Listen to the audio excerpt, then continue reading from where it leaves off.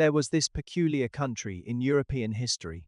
From its establishment to its demise, it never even had a clearly defined national boundary. There wasn't a central government that could control the entire nation, nor were there unified military forces and laws. Not even a single currency existed throughout the whole country. The entire nation was completely made up of hundreds of lords great and small, each ruling autonomously over their own territories. But the nominal monarch of this country bore the lofty title of Roman Emperor. It was the legendary Holy Roman Empire. So today, let's talk about the most bizarre state in European history, the Holy Roman Empire. The Holy Roman Empire existed between 962 and 1806, located in the heart of Europe. Hearing the name Holy Roman Empire, we can't help but ask what exactly was its relationship with the famous Roman Empire of antiquity. Well, here is the story. After the fall of the Western Roman Empire in 476 AD, a free AD for Forte, all unfolded across Europe. Germanic tribes from various clans set up a host of small kingdoms on the former Roman lands. The Visigoths established the Visigothic kingdom on their conquered territories. The Burgundians founded the kingdom of Burgundy. The Vandals created the Vandal kingdom, and so on. Just like the 16 kingdoms of the 5 barbarians in northern China, each dreamed of being the next Qin. The Germanic kingdoms all harbored their own Roman ambitions. So they didn't simply settle down and mind their own business. They fought each other endlessly, each striving to unify Western Europe. In the end, who came out on top? It was the Frankish king Charlemagne. He was crowned Roman emperor, and his realm was henceforth renamed the Roman Empire. However, according to Frankish tradition, a king's territory was to be divided equally among his sons after his death. So in 840, when Emperor Louis the Pious, who had 3 sons, died, the empire was split into 3 parts: East Francia, Middle Francia, and West Francia. At this point a problem arose. Land could be divided, but there was only one Roman imperial title. Awkward. So the brothers fell to squabbling, and after much fighting, only East Francia and West Francia remained. Looking at the map, we can see that West Francia occupied Gaul, which had once been Roman territory. The French spoken there was derived from the Latin of the Romans. East Francia, however, was different. The region of Germania had never been part of the Roman Empire, and the language spoken there was Teutonic, a Germanic dialect, not a Romance language. It is said that the name Deutschland, Germany, comes from Teutonic. So East Francia came to be known as the German lands. By all logic, it should have been West Francia that inherited the Roman legacy, since East Francia had virtually zero Roman connection. But strangely, it was precisely this low Sud-when Roman favored in East Francia that seized the title of Roman Empire. And as we all know, those with little cultural confidence often flaunt their culture the most, so each East Frankish king became more obsessed with his Roman legitimacy than the last. To proclaim their sacred orthodoxy, they officially changed the realm's name to the Holy Roman Empire in 1157. That is how the Holy Roman Empire came into being. Now the question is, how did the East Frankish king manage to grab the Roman imperial title? Quite simply, because King Otto I of East Francia had the biggest fist. Before Otto ascended the throne, East Francia had been plagued by feudal fragmentation. Dukes constantly rebelled with their armies, and the Hungarians from the east frequently raided. Ruling the kingdom was like playing wax souven na fadimo. You hit one and another popped up. But Otto was no pushover. As soon as he took power, he smashed those moles into dizzy submission. Through a series of successful military campaigns, he greatly strengthened his royal authority, to the point where he could even appoint and depose popes. When Pope John XIII refused to recognize him, Otto simply deposed him and installed both Leo VIII and then John XIII, setting a precedent for emperors appointing popes. With that kind of power, who else could the Pope possibly crown as Roman Emperor? So what exactly was the relationship between the Holy Roman Empire and the Old Roman Empire? The answer: there was none. The Holy Roman Empire had no real connection to Rome. That was a thorn lodged in their hearts, one that would bleed at the slightest touch. Consequently, Even though the princes of the Holy Roman Empire were fiercely independent and paid little heed to the emperor himself didn't care about building a unified German nation state at all. Instead, he was hell-bent on conquering Italy, because in the emperor's eyes, merely holding the pope and the title of Rome wasn't enough. Only by conquering Italy could he become a true Roman. I don't too want to be German. I want to be Roman. But ideals were lofty while reality was harsh. After Otto's death, the Holy Roman Empire couldn't even keep the Pope under its thumb, let alone conquer Italy.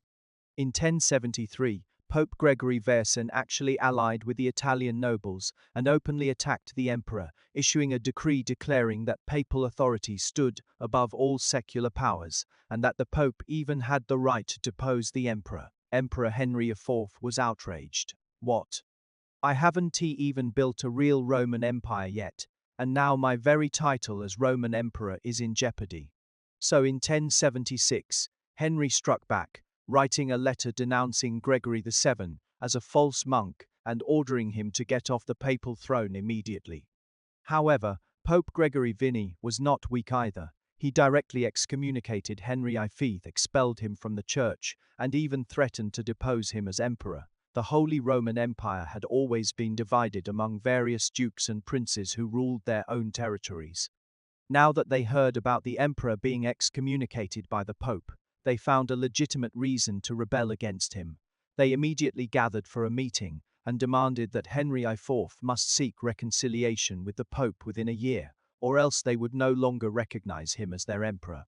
The dukes probably thought that Henry IV would down to the Pope, giving them an excuse to depose him, but unexpectedly, this Henry IV was also quite ruthless.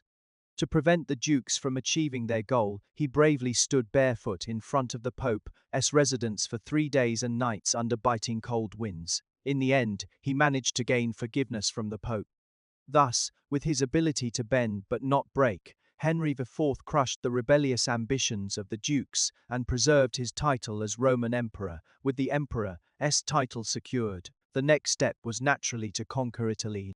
7 years later, after strengthening his power, Henry IV invaded Rome under the pretext of suppressing rebellion, driving away Pope Gregory VI and installing a puppet Pope Clement III.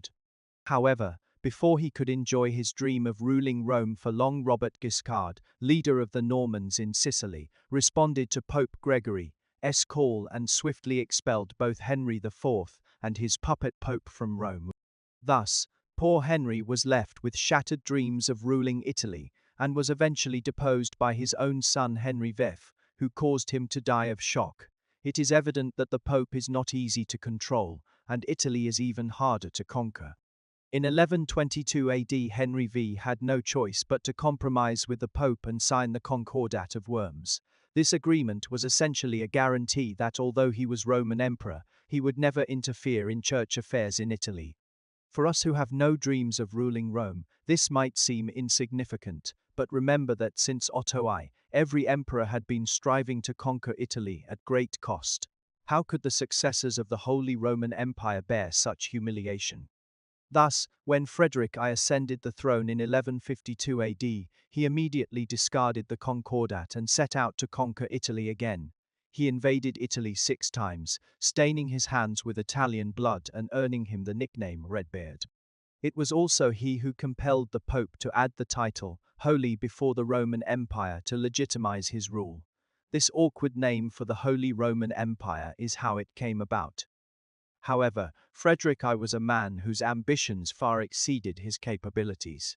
His constant meddling in Italy only made things worse and earned him numerous enemies, leading them to unite under the Pope's banner as the Lombard League. In 1176 AD, they defeated him decisively at the Battle of Legnano. Legend has it that in 1158 AD, Milanese people who despised Frederick I kidnapped his queen Beatrice and forced him to ride a donkey backwards out of Milan, literally losing both wife and reputation. After this series of events, Frederick I was compelled to sign peace treaties with the Pope in 1177 AD and with the Lombard League in 1183 AD, marking the end of his ambitions through total defeat. It is truly baffling how German monarchs were so fixated on Italy, like a man obsessed with a cold-hearted beauty who rejects him repeatedly, but only makes him more determined. In fact, during Otto I's time, the Holy Roman Empire had the potential to unify Germany into a national state. However, he focused instead on invading Italy and neglected his domestic affairs. While English and French monarchs were consolidating their power and establishing unified nation states, German rulers were busy undermining central authority, allowing dukes and regional powers to grow stronger and eventually overshadowing royal authority. After Frederick II's death in 1250 AD, the Holy Roman Empire even entered a period of decades without an emperor, with various princes declaring themselves kings or emperors, but none gaining universal recognition, until Rudolf I of Habsburg was unanimously accepted by the dukes. With Rudolf I ascending to the throne, the Holy Roman Empire transitioned into the Habsburg dynasty. In the 16th and 17th centuries, Europe underwent a religious reform movement that split Christians into Catholic and Protestant camps. These two factions were incompatible yet lived on the same continent, turning Europe into a powder keg. European monarchs were alarmed by this situation, but none more so than Emperor Charles V of the Habsburg dynasty. Why? Because we all know that the Holy Roman Empire had always been divided among dukes and princes who never truly unified.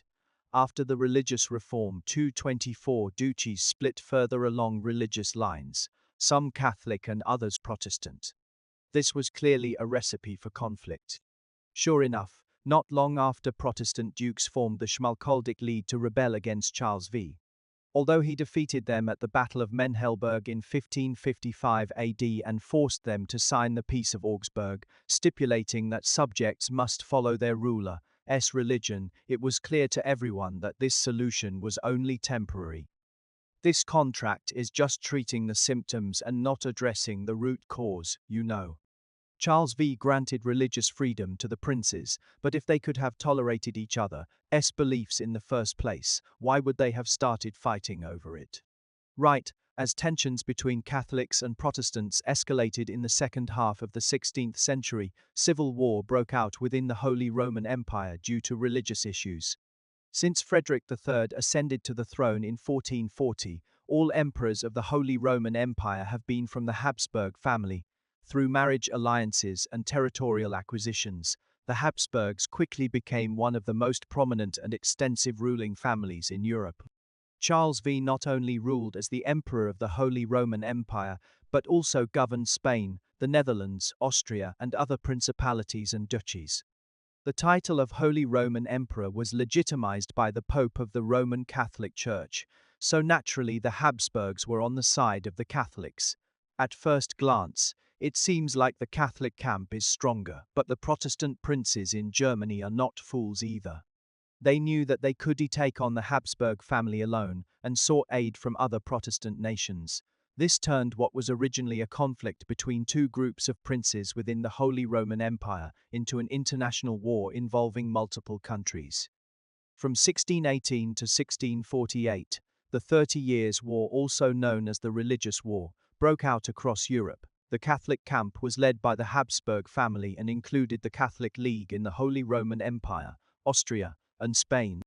On the Protestant side were the Protestant Union in the Holy Roman Empire, Denmark, Sweden, England, France, etc. The 30 Years' War had a complex and thrilling course that set the stage for modern European politics. If you are interested, I can do an entire episode on it later. In summary, Emperor Ferdinand II of the Holy Roman Empire was jumping around trying to maintain control, while the Habsburgs continued to provoke others, eventually making themselves the sole villain. They were then defeated by a coalition of Britain, France, Sweden, etc. Finally, Ferdinand III, son of Ferdinand II and emperor at that time, had to sign two peace treaties, collectively known as the Peace of Westphalia, which ended this 30-year religious war. Afterward, the Holy Roman Empire became merely symbolic, with hundreds of principalities, church territories and free cities forming a loose confederation. The emperor's authority was limited to Germany. Before the 18th century, the most powerful state within the Holy Roman Empire was Austria under Habsburg rule. However, in the 18th century, Prussia, ruled by the House of Hohenzollern, rose rapidly, and began competing with Austria for leadership of the empire. They even fought a 7 years' war against each other. This led to a bipolar situation within the Holy Roman Empire, Austria versus Prussia. But in 1789, France underwent a bloody revolution that overthrew its feudal system and executed its king. The radical revolution terrified the monarchs of the neighboring Holy Roman Empire. In 1792, Austria and Prussia ceased their rivalry to unite against France, forming the first coalition against France. However, Napoleon Bonaparte emerged as a military genius who repeatedly defeated these coalitions, reshaping European politics and sounding the death knell for the Holy Roman Empire. In 1797, after defeating Austria in Italy, Napoleon forced Emperor Francis II of the Holy Roman Empire to cede territory. By 1803, Napoleon had issued the imperial recess, requiring all ecclesiastical territories to be annexed by secular principalities, leading to the merger of about 100 small states and weakening support for the empire among feudal lords. In response, Francis II formed the Third Coalition with Russia and Britain against Napoleon, but was decisively defeated at the Battle of Austerlitz in December 1805. Under pressure from Napoleon, on 6 August 1806, Francis II officially dissolved the Holy Roman Empire and declared himself Emperor of Austria. The Holy Roman Empire thus ceased to exist in history. This is the entire history of this peculiar empire in European history that lasted from Otto I's coronation in 962 until its dissolution by Napoleon in 1806, for a total of 844 years, never becoming a unified state or conquering Italy, and never truly controlling the Pope. Voltaire, an Enlightenment thinker from France, once sarcastically remarked that it was neither holy nor Roman nor an empire. However, this incongruous empire actually made positive contributions to history as well. In 1356, the Holy Roman Empire established the electoral college system, greatly promoting the development of European legal and electoral systems. Emperors also placed great importance on cultural and artistic development, leading to the flourishing of Gothic architecture, Baroque art, Enlightenment, thought, etc., in cities like Prague, Vienna, Nuremberg, Cologne, which became centers of culture and arts.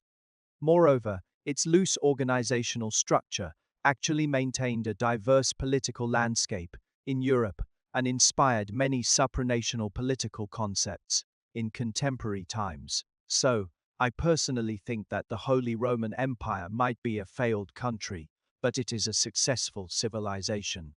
From the perspective of culture and cultural heritage transmission, its influence isn't inferior to any great empire in history.